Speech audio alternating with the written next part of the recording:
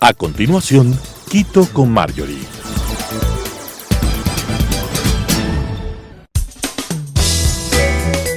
Clasificación A. Apto para todo público.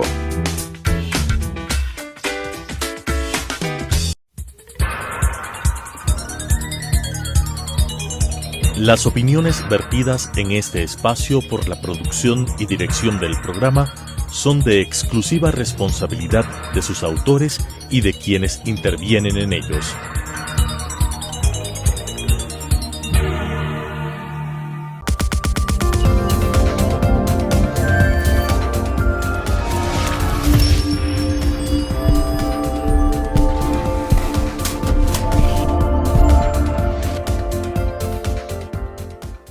En Ecuador, las cifras sobre personas endeudadas reflejan una situación económica compleja. Vemos los datos del Instituto Nacional de Estadísticas y Censos que nos muestran números significativos de ecuatorianos que se enfrentan a dificultades económicas, manifestadas en altos niveles de subempleo y desempleo, y por supuesto esto aparejado de un creciente endeudamiento. Las encuestas también de finanzas del Banco Central del Ecuador también nos indica que una gran parte de la población recurre a préstamos informales con altos intereses que agravan la situación de endeudamiento de las familias. Todas estas cifras que conversaremos el día de hoy evidencian la vulnerabilidad económica de un segmento considerable de la población ecuatoriana que recurre al endeudamiento como una estrategia de supervivencia ante la falta de empleo adecuado y bajos ingresos laborales. Para hablar de este tema, el día de hoy nos acompaña César Coronel Garcés. César es gerente y socio de Defensa Deudores Ecuador, abogado especializado en deudas, cuenta con una maestría en Derecho de Empresas y también es docente universitario. Muchas gracias, César, por acompañarme. ¿Qué tal, Marjorie? Gracias por esta invitación. Permíteme además empezar esta conversación saludando a la querida ciudad de Quito. Este programa tiene una enorme audiencia allá y recuerdo que viví más de 5 años en esa hermosa ciudad de la que guardo hermosos recuerdos y a la que siempre es un placer volver, porque además dejé muy buenos amigos como tú. Y aprovecho también la oportunidad para felicitar este espacio, y es que lo sigo con mucho detenimiento hace muchísimo tiempo, y es que se ha convertido en un espacio importante para la comunidad porque entregan información muy relevante, de actualidad y sobre todo útil para la ciudadanía. Así que felicitaciones y enhorabuena por este programa y qué gusto por fin poder estar aquí junto a ustedes. Muchas gracias, César. Para mí es un gusto y como quiteña en este espacio que busca hablar de nuestra ciudad, por supuesto, estamos gustosos de recibirte y te reconocemos y te recordamos como uno de nuestros visitantes más queridos. Todos quienes te conocemos, pues sabemos sobre todo el tipo de persona, el ser humano y el gran profesional que eres. Por eso también me honra que estés en este espacio y que puedas llegar a toda la audiencia de Telesucesos con información valiosa en un momento en que el país entero realmente está endeudado, ¿no? Cuando hablamos de deudas, hablamos de la deuda pública, de las cifras millonarias que escuchamos, pero realmente puerta dentro de casa, de todos los hogares ecuatorianos, pues hay que lidiar con un endeudamiento que no siempre es malo, pero que a veces pues sí trae aparejado situaciones complejas que son difíciles de manejar. Me gustaría que desde tu experiencia trabajando con clientes que tienen estos procesos, nos cuentes cuál es tu visión general inicialmente de cómo ves el endeudamiento y cómo es la crisis que vive un ciudadano cuando está pasando por procesos de deuda. El sobreendeudamiento hoy es noticia y motivo de preocupación para la gran mayoría de familias ecuatorianas, y es que las cifras son reveladoras. De conformidad con lo que ha analizado y evidenciado Asobanca, casi 3 personas de cada 10 hoy tienen altos niveles de sobreendeudamiento, es decir, que tienen una calificación baja o pésima en el buró de crédito, lo que además evidencia la imposibilidad de cumplir a tiempo y en los montos que se habían comprometido las obligaciones adquiridas. En ese sentido, esta cifra debe llamarnos la atención y debe llamarnos a la acción. Por eso también es importante analizarlo esto en su contexto. Y es que, como tú bien lo has indicado, estas son cifras oficiales a las que tenemos acceso, pero también existe un subregistro importantísimo y es en lo que respecta al crédito informal. Según cifras del Banco Mundial, en el Ecuador apenas 2 de cada 10 personas tenemos acceso al crédito formal. Es decir, 8 de cada 10, un gran número de personas están expuestas al riesgo que implica el chulco o los créditos informales. Y de eso, evidentemente, es difícil poder tener cifras. Recordemos que además el tema del chulco está vinculado a una serie de delitos conexos como lavado de activos, narcotráfico, entre otros. Pero además también recordemos que el tema del chulco, como yo siempre lo digo, siempre termina mal, porque usted no tiene herramientas legales para defenderse, porque no existe documentación que sustente estas deudas, pero además los métodos de cobranza suelen ser bastante violentos. Pero lo más importante, el origen de esos fondos suele ser ilícito. Entonces, tenemos una realidad. Existe sobreendeudamiento, existe también una gran cantidad de gente expuesta al crédito informal y además, dentro de las personas que están, dentro del ámbito formal de los créditos, existe una cantidad importante de personas que hoy, por una serie de factores, no pueden, no es que no quieren, no pueden cumplir a tiempo con sus deudas. Y entonces, ¿qué hacemos? Tú has comentado del chulco, los agiotistas, ¿no? Que es el término que es menos fuerte, pero al final de cuentas, gran parte de la población, tú me has dado cifras de que solo 2 de cada 10 personas tienen acceso al crédito formal. Entonces, imaginémonos 8 personas de cada 10 teniendo una necesidad, pues terminando con los agiotistas, ¿verdad? ¿Qué opciones podríamos tener? ¿O cómo lograr identificar lo que es un buen crédito de pues, estos que además traen aparejado otro tipo de actividades ilícitas?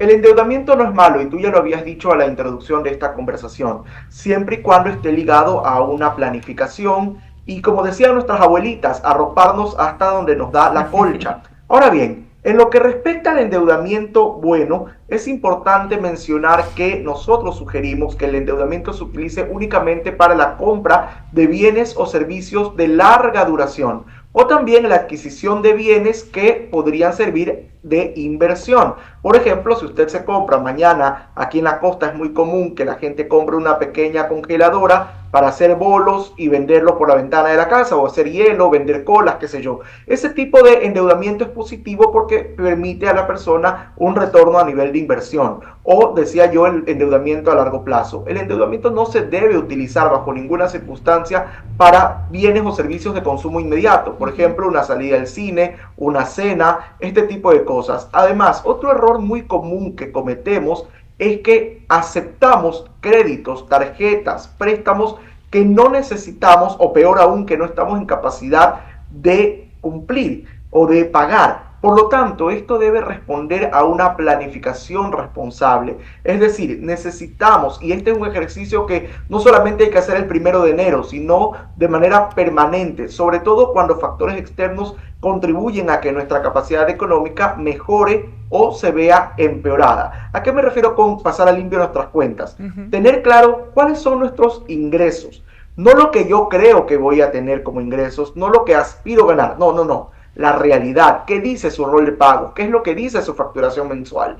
Luego, pasar a limpio nuestros gastos, identificando la totalidad de ellos, no solamente los que tenemos a primera vista, como los servicios básicos de agua, luz, teléfono, no, todos aquellos gastos. ¿Por qué? Porque esto nos va a permitir identificar dónde estamos gastando de más y poder ajustar. Por ejemplo, hay muchas personas que hoy están gastando una gran cantidad de dinero en plataformas de streaming que no necesariamente las utilizan todas. Y ahí, por ejemplo, puede haber un ajuste en los gastos. Y en lo que respecta también a esto de pasar a limpio, no solo hay que pasar a limpio los ingresos y los gastos, sino también las deudas anteriores. Mira, Mario, y te cuento que le pasó a muchas personas que en diciembre se endeudaron con 3 meses de gracia y resulta que en abril ya tenían que pagar la primera cuota. Pero como no tenemos una cultura de tener mapeadas nuestras deudas y pasar a limpio nuestras cuentas, a mucha gente en abril se le complicó el pago de esa primera cuota porque la habían perdido de vista. Entonces, qué importante es mapear a quién le debo, cuánto le debo y hasta cuándo le debo pagar. Todo esto nos va a permitir, decía yo, ajustar nuestros gastos y conocer nuestra capacidad de endeudamiento para, como habíamos mencionado, arroparnos hasta donde nos da la colcha. Y esto responde también a una necesidad de cultura financiera. Lamentablemente en el Ecuador, y estas son cifras de la CAF, el 63% de las personas en el Ecuador reconocen no tener una cultura financiera ni tampoco cultura de ahorro. Y esto es gravísimo. En ese sentido es fundamental no solamente trabajar en la educación formal, que en efecto es necesario que las universidades, escuelas y colegios hablen de estos temas, sino también el importante aporte que ustedes, los medios de comunicación, hacen a la comunidad justamente para poder motivar a evitar el sobreendeudamiento, porque hoy, repito, es una realidad de muchas familias. Ahora, no todo el sobreendeudamiento responde a una falta de planificación. Recordemos también que hay muchas personas que hoy vienen arrastrando las consecuencias del paro de octubre del 2019, del paro de junio del 2022, de la pandemia por COVID del año 2020. Ahora también el tema de los apagones, los estados de excepción, la delincuencia, la inseguridad, las vacunas. Y mira, podríamos nombrar varios factores. Además, esos son factores externos generales. También existen factores particulares. La muerte de un familiar, un accidente de tránsito, situaciones que se escapan de las manos y que de alguna manera merman o disminuyen la capacidad de las personas de cumplir a tiempo con sus obligaciones. Por eso la importancia de tener claramente monitoreadas nuestras deudas, tomarnos el tema con mucha seriedad, porque además, Mario y amigos, el tema del sobreendeudamiento trae una serie de problemas conexos. No solamente el hecho de que te puedan demandar y puedas perder tus bienes, sino también en el día a día, estrés, ansiedad, angustia, preocupación, rupturas familiares. Según las cifras del Instituto Nacional de Estadísticas y Censos, la segunda causa de divorcio en el Ecuador está ligada con las deudas. Además, hay una gran cantidad de suicidios en nuestro país vinculados también con el tema de las deudas. Es un tema que se debe tomar con mucha seriedad. Así es, y justamente por eso queremos aprovechar el tiempo que estamos aquí contigo para conversar del tema.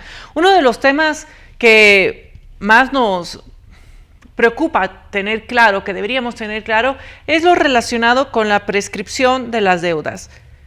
Es decir, cuando una deuda pues ya tiene mucho tiempo sin haber tenido, digamos, un proceso, ¿puede prescribirse o cómo funciona?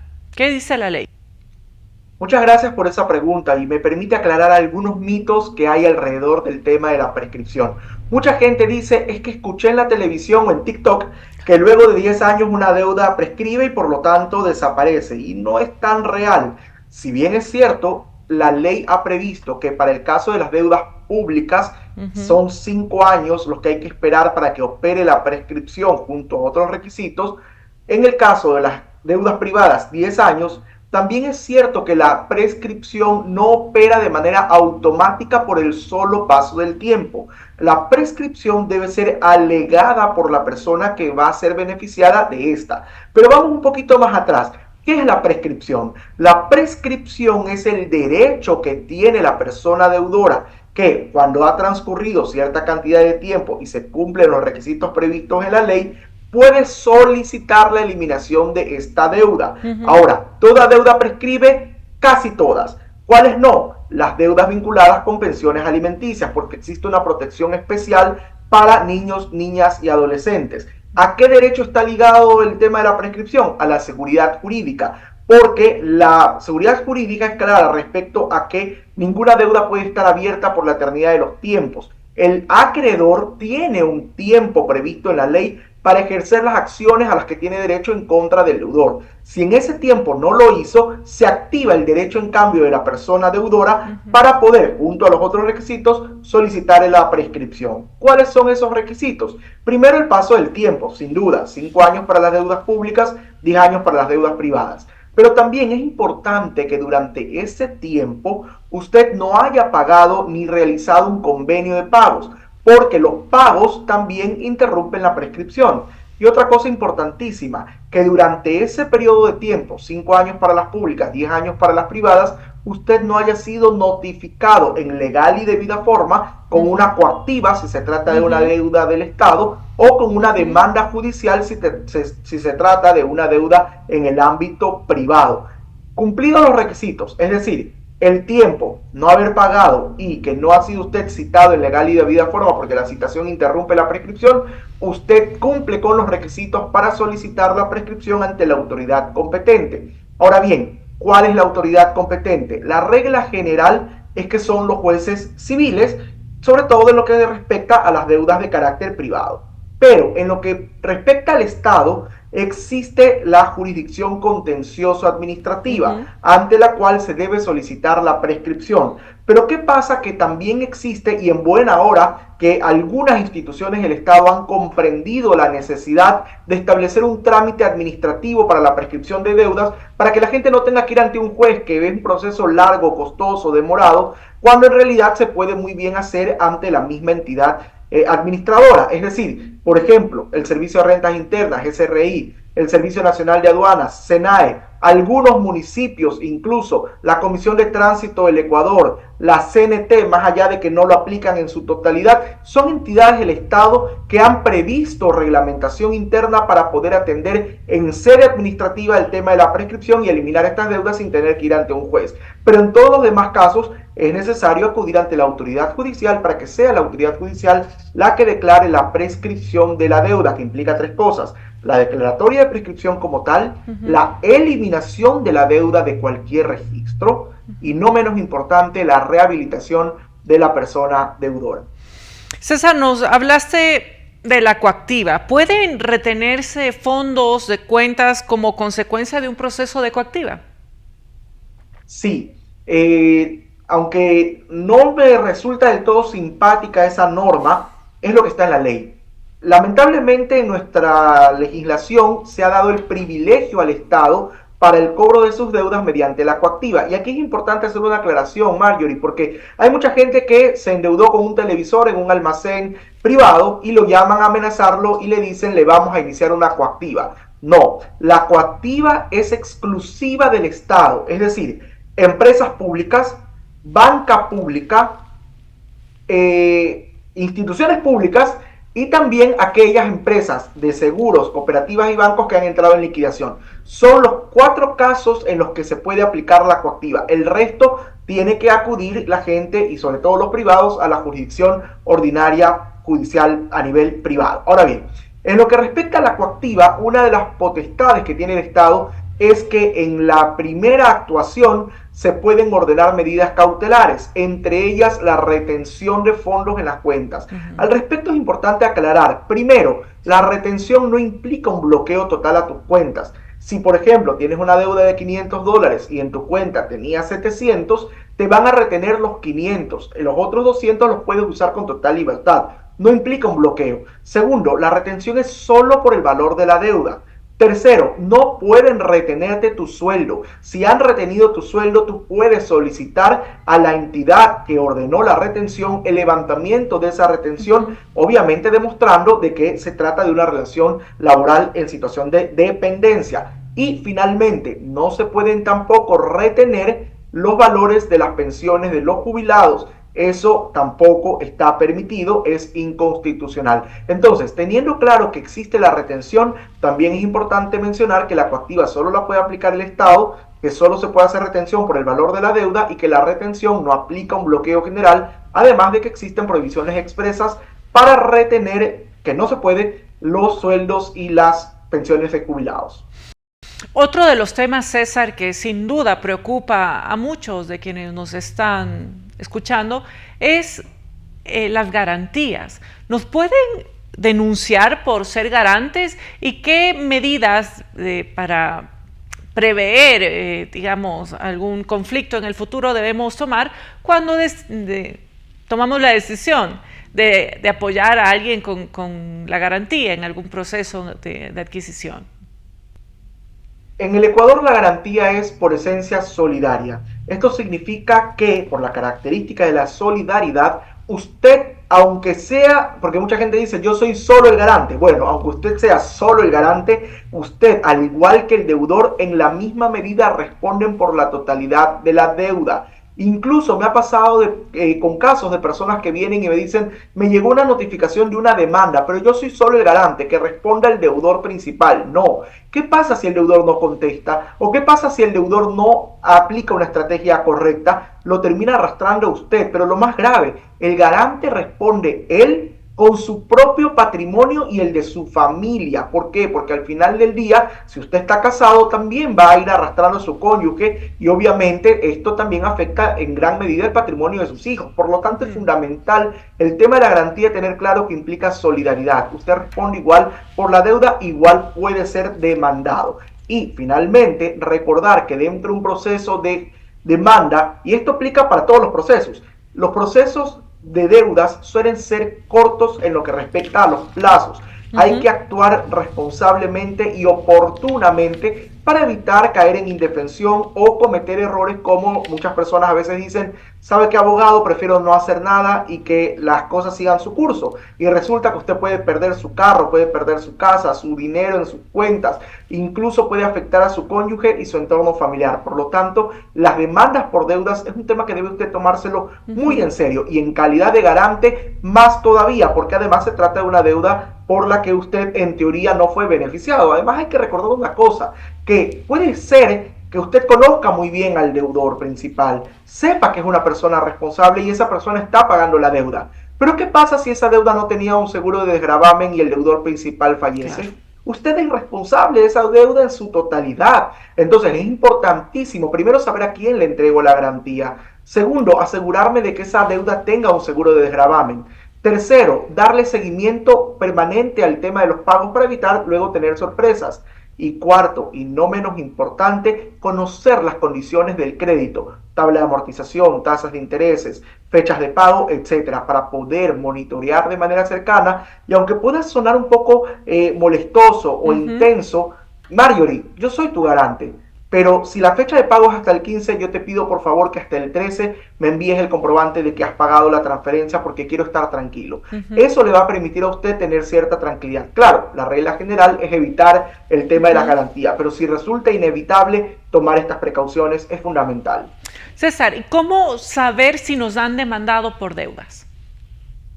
Dos cosas al respecto. Primero, es importante aclarar que existen dos tipos de acciones en contra del deudor. Las de coactiva, en las que lamentablemente no existe un sistema centralizado de consulta pública que me permita conocer si es que tal banco o tal entidad pública me ha iniciado una coactiva.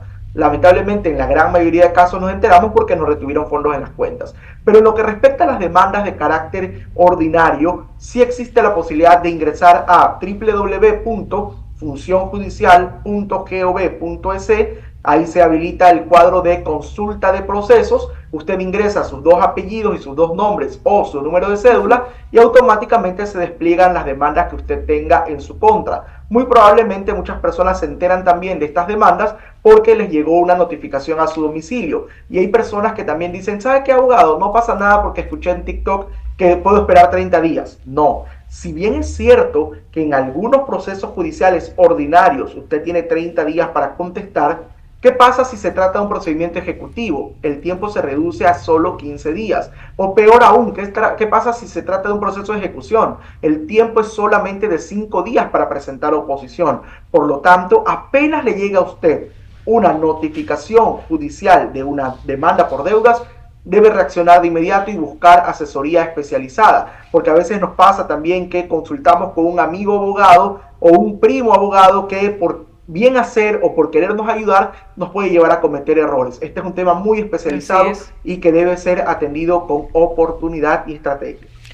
Así es, justamente es es parte de especializarse en el tema, ¿verdad? Por lo mismo me gustaría que para terminar, César, nos dejes con un mensaje a la ciudadanía en relación pues al endeudamiento o a cómo afrontar las deudas cuando ya las tienes y todo lo que nos has comentado en este día. Toda deuda tiene solución.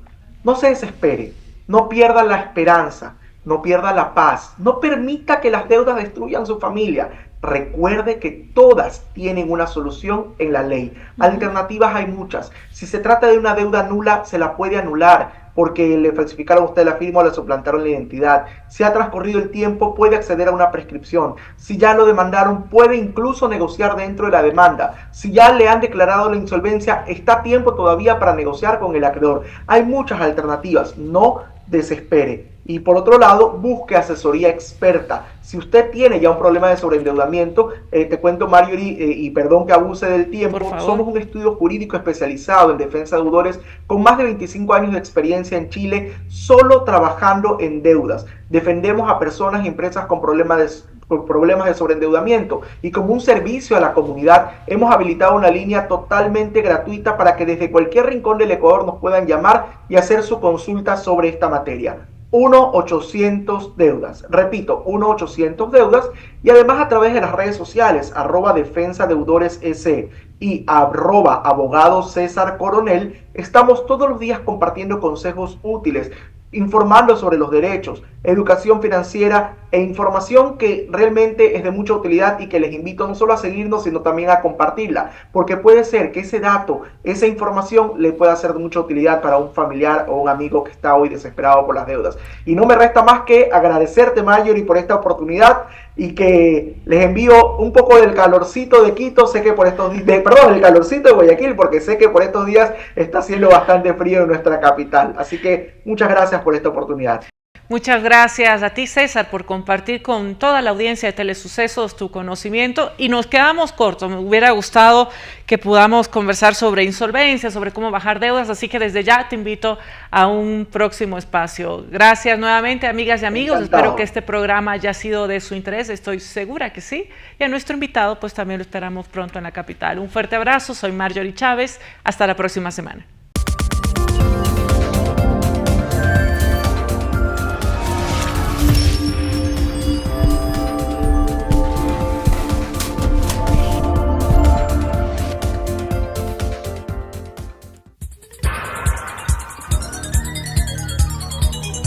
Las opiniones vertidas en este espacio por la producción y dirección del programa son de exclusiva responsabilidad de sus autores y de quienes intervienen en ellos.